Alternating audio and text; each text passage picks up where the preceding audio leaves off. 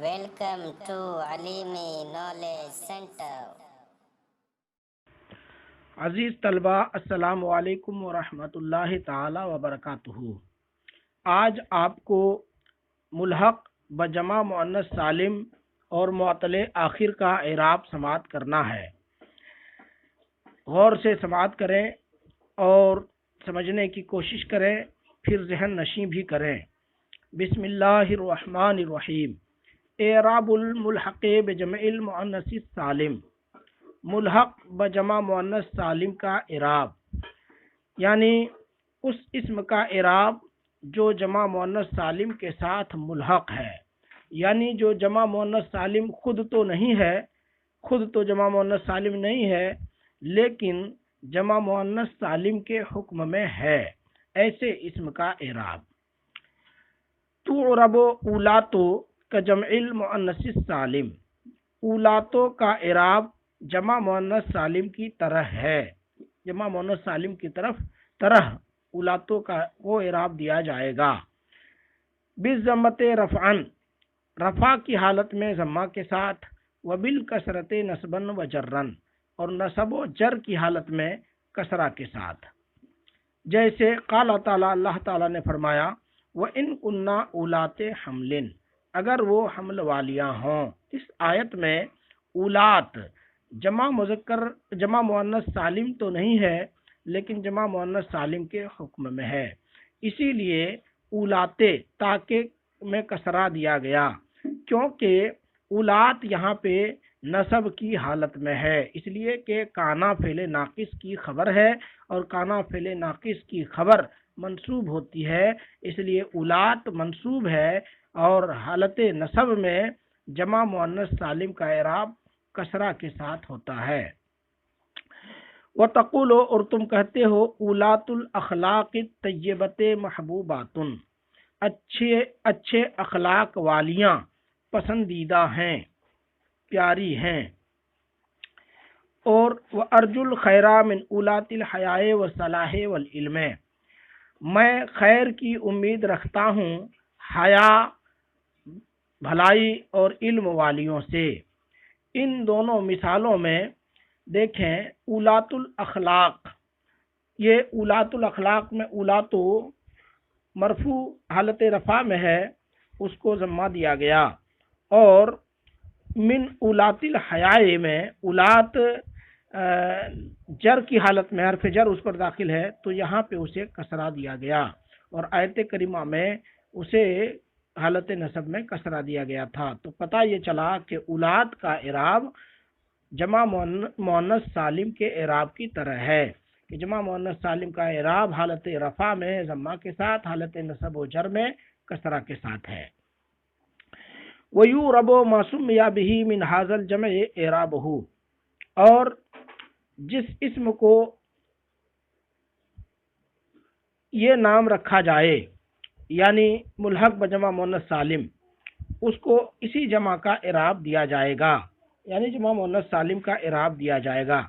فَتَقُولُ، تو تم کہتے ہو، هَذِهِ أَزْرِعَاتٌ وَعَرَفَاتٌ، وَرَأَيْتُ أَزْرِعَاتٍ وَعَرَفَاتٍ، وَسَافَرْتُ إِلَى أَزْرِعَاتٍ وَعَرَفَاتٍ، یہ سب یعنی ازریات اور عرفات بھی اولاد کی طرح سے جمع مؤنث سالم سے ملحق ہیں۔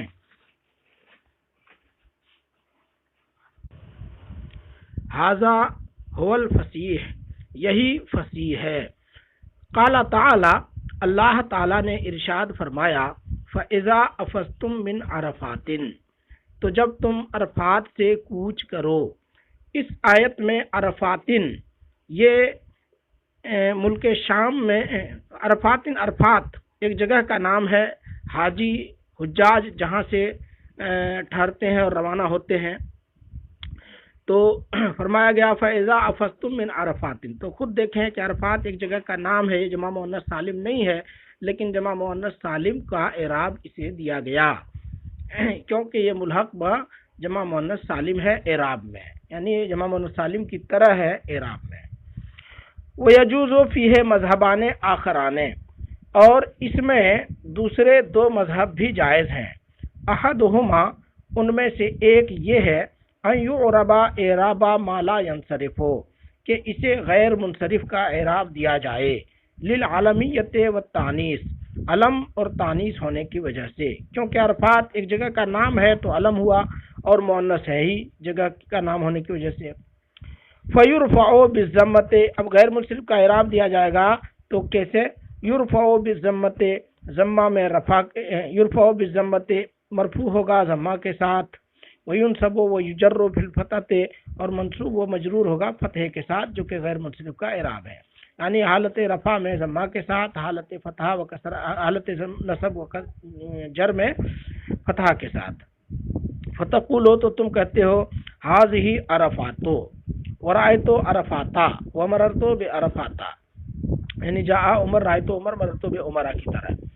والثانی، اور دوسرا مذہب یہ ہے، ان یرفع بالضمۃ، کہ مرفوع ہو ضمہ کے ساتھ، وینصب ویجر بالکسرۃ، اور منصوب و مجرور ہو کسرہ کے ساتھ، یعنی حالت رفع میں ضمہ دیں اور نصب و جر میں کسرہ دیں، کجمع المؤنث السالم، جمع مؤنث سالم کی طرح، غیر انہ یزال منہ التنوین، مگر یہ کہ اس صورت میں تنوین کو زائل کر دیا جائے گا۔ یعنی سب سے پہلی والی صورت جو آپ نے پڑھی تھی اس میں جمع مؤنث سالم کا اعراب تو تھا لیکن ساتھ میں تنوین بھی تھی، اور یہ جو دوسرا مذہب ہے اس میں جمع مؤنث سالم جیسا اعراب تو ہوگا لیکن تنوین نہیں ہوگی۔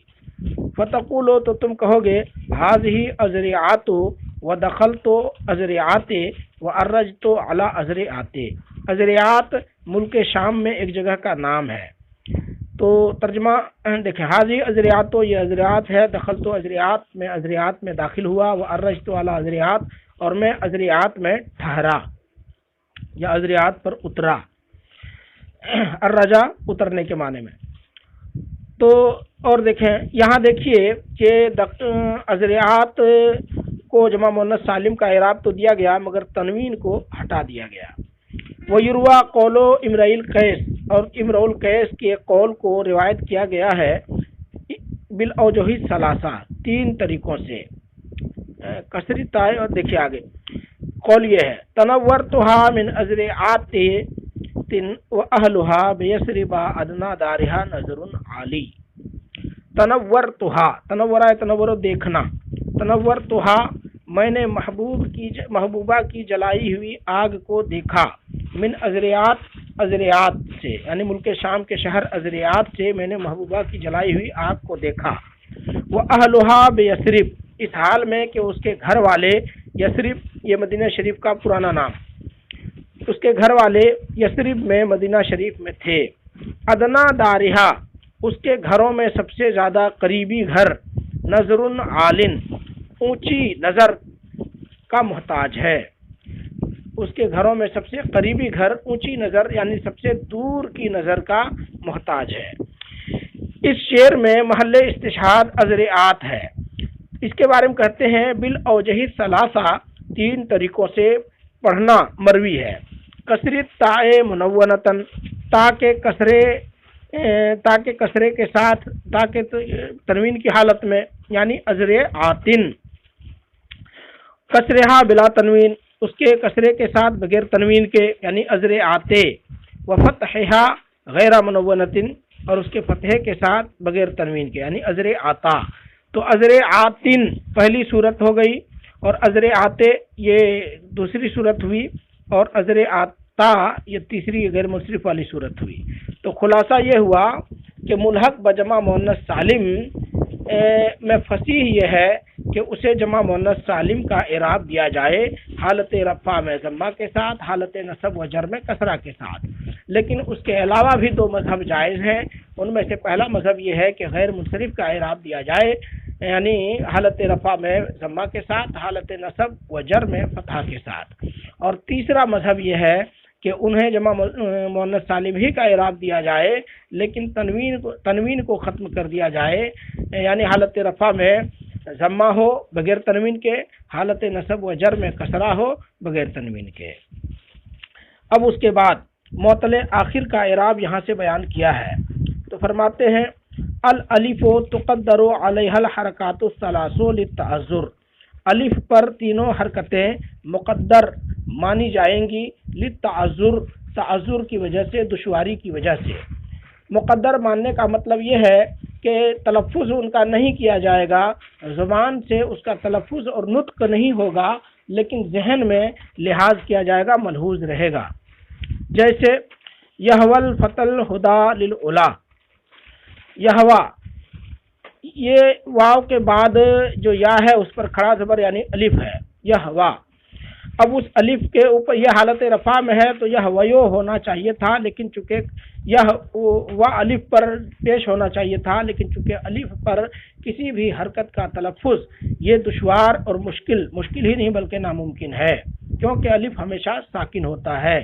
तो जितने भी अल्फाज हैं, यहवा ये भी आखिर में अलिफ है, और फता इसमें भी आखिर में अलिफ है, और हुदा इसमें भी आखिर में अलिफ है, और उला इसमें भी आखिर में अलिफ है। या वाज़ेह रहे कि मोतल आखिर उस मोतल को कहा जाता है जिसके आखिरी कलमे की जगह हरफ इल्लत हो। तो यहवा, फता, हुदा, उला ये सब मोतल आखिर बिल अलिफ है, यानी अलिफ के ज़रिए इनका आखिरी हरफ अलिफ है और उनके ज़रिए ये मोतल है।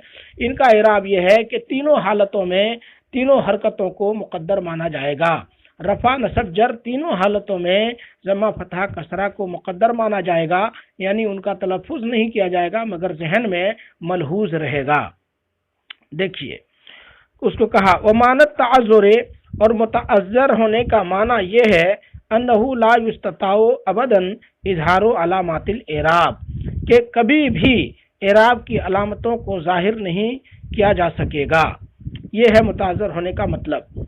वल वाओ वल याओ तुक़द्दरु अलैहिमा अज़्ज़मतु वल कसरतु लिस्सिक़ले, और वाव और या इन दोनों पर जम्मा और कसरा मुकद्दर माना जाता है सकील होने की वजह से। यानी इराब जो मुकद्दर माना जाता है, जहन में मलहूज़ रखा जाता है, उसकी दो वजह हैं।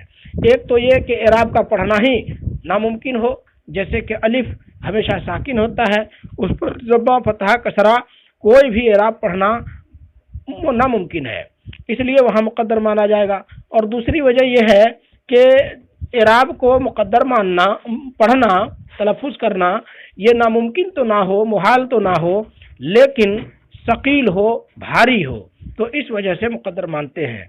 तो अलिफ पर जमा, फतहा, कसरा तीन ही हुरूफ़ इल्लत हैं, अलिफ, वाव, या। तो अलिफ पर जमा, फतहा, कसरा को मुकद्दर मानना दुश्वारी की वजह से नहीं, सकील होने की वजह से नहीं है, बल्कि नामुमकिन और दुश्वार होने की वजह से है। जबकि वाव और या पर जो इराब को मुकद्दर मानते हैं तो वहाँ मुकद्दर मानना नामुमकिन होने की वजह से नहीं है, बल्कि सकील होने की वजह से है। देखिए वमानत ताज़ुर, मुतअज़्ज़र होने का माना यह है अन्नहु ला युस्तताउ अबदन इज़हारु अलामातिल इराब, के कभी भी उस पर इराब की अलामतों को जाहिर नहीं किया जा सकेगा। वल वाओ वल याओ तुक़द्दरु अलैहिम ज़म्मतु वल कसरतु, और वाव और या उन पर जम्मा और कसरा मुकद्दर माना जाएगा सकील होने की वजह से। मिसाल के तौर पर यक़ज़िल क़ाज़ी अलल जानी, काजी ने मुजरिम के खिलाफ फैसला किया। यहाँ यक़ज़ी में या है आखिरी हर्फ, और काजी में भी या है आखिरी हर्फ, और अलल जानी में भी या है आखिरी हर्फ। तो यक़ज़िल क़ाज़ी अलल जानी, यहाँ यक़ज़ी, काजी, जानी ये तीनों कलिमात में आखिरी हर्फ इल्लत या है। इन पर तीनों अच्छा। और इसी तरह से वो यदउद्दाई इलन नादी, यदउद्दाई इलन नादी, यहाँ पे यदउ में वाव है और दाई में या है, नादी में या है आखिरी हर्फ। तो इन दोनों मिसालों में आखिरी हर्फ या तो या है या वाव है। इन पर इराब को जाहिर नहीं किया गया, तो किस वजह से? सकील होने की वजह से।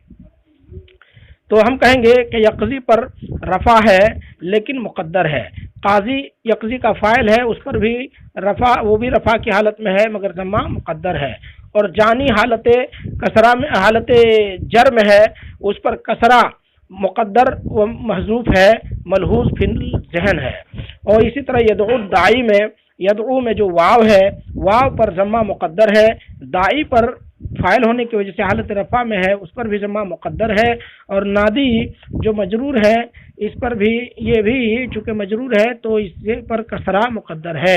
ان سب صورتوں میں ضمہ اور کسرہ مقدر ہے، اور مقدر ہونے کی وجہ یہ ہے کہ یہ سب ان پر ضمہ اور کسرہ کو پڑھنا ناممکن تو نہیں مگر ثقیل ہے۔ وہ اما حالت النصب، لیکن نصب کی حالت فإن الفتحۃ تظہر علیہما، تو بے شک فتحہ واو اور یا پر ظاہر ہوں گے، لیکن فتحہ کیونکہ فتحہ خفیف ہے تو حروف اگرچہ ثقیل ہیں لیکن فتحہ کی جو حرکت ہے وہ خفیف ہے، اس لیے ان کو ظاہر کرنا آسان ہے، لہذا واو اور یا پر فتحہ ظاہر ہوگا۔ مثال کے طور پر لن ادعو العاصیہ، میں نافرمان کو ہرگز نہیں بلاؤں گا۔ ادعوا میں واو، یہ ادعوا میں ادعو یہ حالت نصب میں ہے کیونکہ لن داخل ہے، اور العاصیہ مفعول بہی ہے وہ بھی حالت نصب میں ہے۔ ایک میں ادعوا میں واو ہے، عاصیہ میں یا ہے، واو یا ان دونوں پر لفظاً فتحہ دیا گیا، لفظی طور پر تلفظ میں فتحہ دیا گیا کیونکہ فتحہ خفیف ہے، تو واو اور یا اگرچہ ثقیل ہیں لیکن ان پر جو فتحہ ہے وہ خفیف ہے، اس لیے ان کو ظاہر کرنا آسان ہے۔ ومعنی ثقل، اور ثقل کے معنی یہ ہیں انا ظہور الضمۃ والکسرۃ علی الواو والیاء ممکن، کہ ضمہ اور کسرہ کو واو اور یا پر ظاہر کرنا ممکن ہے۔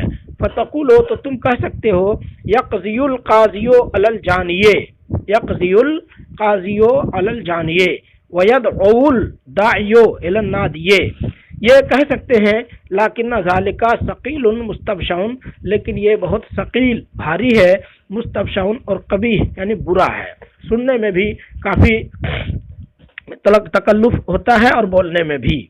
فلہذا تحذفان، اسی وجہ سے ضمہ اور کسرہ کو محذوف مانا جائے گا، و تقدران، اور مقدر مانا جائے گا، ای تکونان ملحوظتین فی ذہن، یعنی ضمہ اور کسرہ ذہن میں ملحوظ ہوں گے۔ بس یہ رہا آپ کے آج کا سبق، اسے غور سے پڑھیں اور سمجھنے کی کوشش کریں۔